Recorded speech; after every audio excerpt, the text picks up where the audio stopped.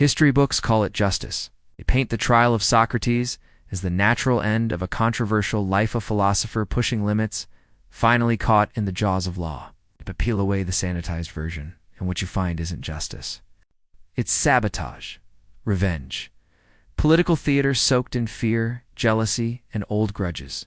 Socrates didn't die because he was wrong. He died because he was right far too often and far too loudly. His execution wasn't a legal decision. It was a public sacrifice, staged by the very society he spent his life exposing. And if you believe the ancient whispers, his death was more than punishment. It was cover-up, conspiracy, and maybe even an inside job. Start with this. Athens wasn't just angry in 399 BCE, it was wounded. The city had just lost a brutal war to Sparta. Its democracy had crumbled. Its pride had shattered. And in that chaos, the powerful were scrambling not to rebuild truth, but to rebuild control. Enter Socrates, a man who didn't just challenge. The elite, he humiliated them, publicly, systematically, and repeatedly. He stood in the agora like a philosopher assassin, asking questions that cut deeper than any sword. He wasn't polite, he wasn't diplomatic, he wasn't easy to silence. Every conversation was an ambush. He would stop you mid-stride, ask what justice meant, and 3 minutes later, you'd be stammering, unable to define the very thing you claimed to believe in. Socrates didn't argue to win. He argued to destroy illusions. And the elite hated him for it. Not just for what he said, but because he said it in front of crowds, in public. Over and over.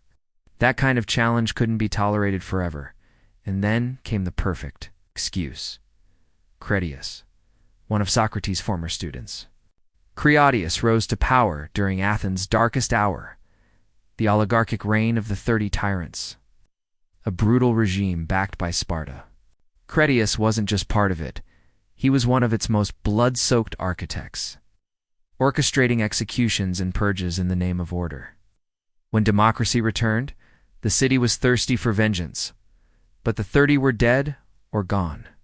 Socrates, however, was still alive, still teaching, still defiant, and worse. He had connections to other political enemies, too.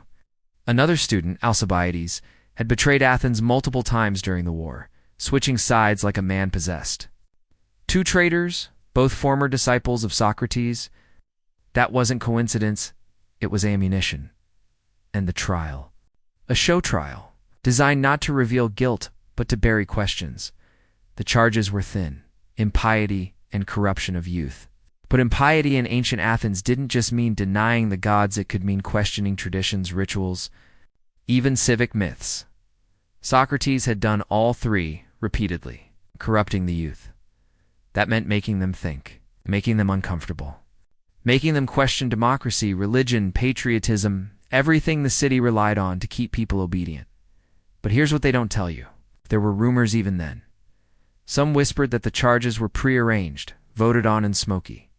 Rooms before the trial even began that Anytis, one of the prosecutors, had personal vendettas. His own son had allegedly fallen under Socrates' influence and turned his back on politics. Others claimed Socrates knew the trial was coming, but refused to run, not because he believed in justice, but because he wanted to become legend. There were even darker whispers that Plato cleaned up the transcript, leaving out key moments, secret side offers, whispered deals. Did Socrates really get a fair defense? Or did Plato give him one posthumously added for legacy? And here's the sickest part. The jury gave Socrates a chance. Could have gone into exile.